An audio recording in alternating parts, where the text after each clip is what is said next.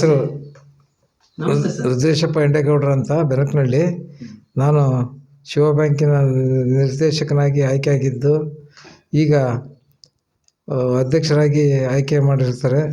ಆಯ್ಕೆ ಮಾಡಿದಂಥ ತಾಲೂಕಿನ ಶಾಸಕರಿಗೂ ಸಮಾಜದ ಮುಖಂಡರಿಗೂ ಎಲ್ಲ ನಿರ್ದೇಶಕ ಬಂಧುಗಳಿಗೂ ಸಹ ನಾನು ಕೃತಜ್ಞತೆಗಳನ್ನು ಸಲ್ಲಿಸ್ತಾ ಇದ್ದೀನಿ.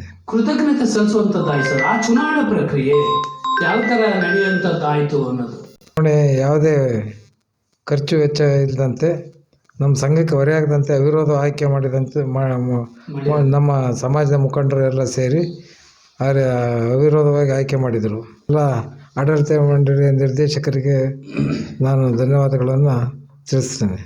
ಸರ್, ತಮಗೊಂದು ಪ್ರಶ್ನೆ. ನಾವು ABC ನ್ಯೂಸ್ ವತಿಯಿಂದ ತಮಗೆ ಕಂಗ್ರ್ಯಾಚುಲೇಷನ್ಸ್ ಹೇಳುತ್ತಾ, ಠೇವಣಿ ಹೆಚ್ಚುವರಿ ಮಾಡೋದ್ರಿಂದ ಆ ಹೆಚ್ಚುವರಿ ಮಾಡಿದಂಥ ಆ ಬಂಡವಾಳವನ್ನು ಲಾಭ ತರುವಂಥದ್ದು ಯಾವ ಥರ ತಮ್ಮ ಅಧ್ಯಕ್ಷ ಅವಧಿಯಲ್ಲಿ ಮಾಡುವಂಥದ್ದು ತಾವುಗಳು ಮಾಡ್ತೀರಿ ಅನ್ನೋದು.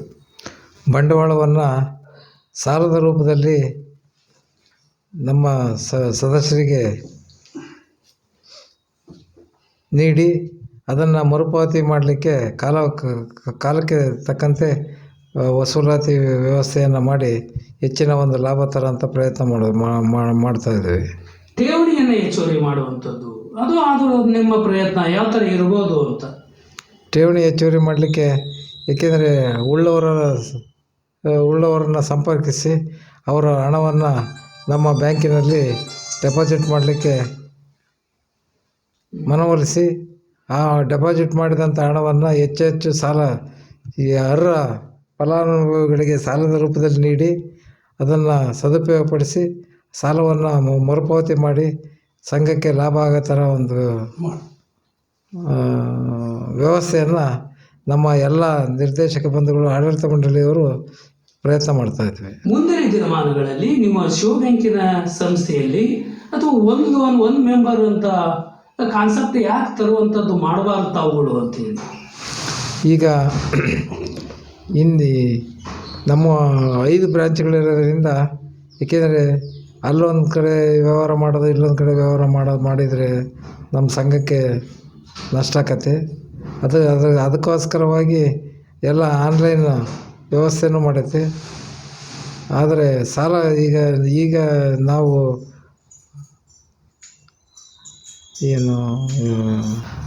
ಮೊದಲು ಏನಾಗಿತ್ತು ಅಂದರೆ, ನಮ್ಮಲ್ಲಿ ಜಾಮೀನು ಸಾಲ ಅಂತೇಳಿ ಒಬ್ಬರಿಗೆ 1 ಲಕ್ಷ ರೂಪಾಯಿ ಅಂತ ಇತ್ತು. ಈಗ ಅದನ್ನು ನಾವೀಗ ಹೆಚ್ಚುವರಿಯಾಗಿ ಬಂಡವಾಳವನ್ನು ಸಾಲದ ರೂಪದಲ್ಲಿ ತೊಡಗಿಸ್ಲಿಕ್ಕೋಸ್ಕರ 15 ಲಕ್ಷ ಜಾಮೀನು ಸಾಲಕ್ಕಾದ್ರೆ 1 ಲಕ್ಷ ಆಗುತ್ತೆ.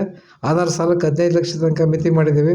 ಹಾಗಾಗಿ ಹೆಚ್ಚೆಚ್ಚು ಸಾಲ ಕೊಟ್ಟು ಜನರಿಗೆ ಅನುಕೂಲ ಮಾಡೋದ್ರ ಜೊತೆಗೆ ನಮ್ಮ ಬ್ಯಾಂಕಿಗೆ ಲಾಭ ಆಗೋ ಥರ ಒಂದು ಆಲೋಚನೆಯನ್ನು ನಮ್ಮ ಆಡಳಿತ ಮಂಡಳಿಯಲ್ಲಿ ತೀರ್ಮಾನಿಸಿದ್ದೀವಿ. ಸುಸ್ಥಿ ಸಾಲವನ್ನು ಯಾವ ರೀತಿ ಕ್ರಮ ಕೈಗೊಳ್ಳುವಂಥದ್ದು ತಾವುಗಳು ತಮ್ಮ ಅಧ್ಯಕ್ಷರ ಅವಧಿಯಲ್ಲಿ ಮಾಡ್ಬೋದು ಅಂತ ಹೇಳಿ? ಸುಸ್ಥಿ ಸಾಲವನ್ನು ಈಗ ಎಲ್ಲವನ್ನು ಮೊಕದ್ದಮೆ ಹೂಡಿ ಕೋರ್ಟಿಗೆ ಕಳಿಸೋದ್ರ ಬದಲಾಗಿ ಅವ್ರವ್ರ ಮನೆಗೆ ಹೋಗಿ ಅವ್ರನ್ನ ಮನವೊಲಿಸಿ 1 ಸಾರಿ ಬಿಟ್ಟು 4 ಸಾರಿ ಅವ್ರ ಮನೆಗೆ ಹೋಗೋಣ ಅಂತೇಳಂದು ನಾವೆಲ್ಲರೂ ಸೇರಿ ಆಲೋಚನೆ ಮಾಡಿ ಮೀಟಿಂಗಲ್ಲಿ ತೀರ್ಮಾನ ಮಾಡಿದ್ವಿ.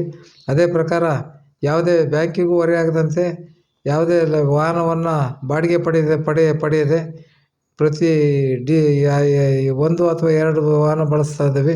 ಅದಕ್ಕೆ ಡೀಸೆಲ್ಲು ಅಥವಾ ಪೆಟ್ರೋಲ್ ಹಾಕಿಸಿ ನಮ್ಮ ಎಲ್ಲ ಡೈರೆಕ್ಟ್ರುಗಳು ಆ ಥರದ ಒಂದು ಇದಕ್ಕೆ ಸಹಕರಿಸ್ತಾ ಇದ್ದಾರೆ.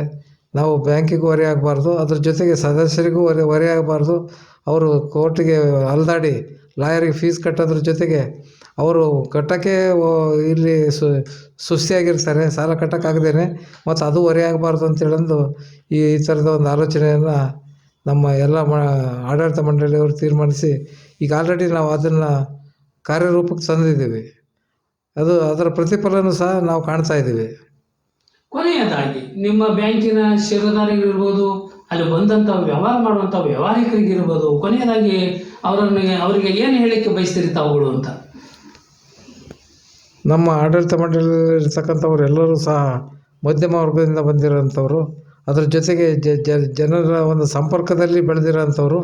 ಅವ್ರನ್ನ ನಾವು ಕಾನೂನುಬದ್ಧವಾಗಿ ಬ್ಯಾಂಕಿಗೆ ಬರ್ರಿ, ಅಲ್ಲಿ ಬರ್ರಿ ಅನ್ನೋದ್ರ ಬದಲು ನಾವು ಎಲ್ಲಿ ಸಿಕ್ಕರೂ ಅವರ ಒಂದು ಸಮಸ್ಯೆಗಳನ್ನು ಪರಿಹಾರ ಮಾಡ್ಕೋಬೋದು.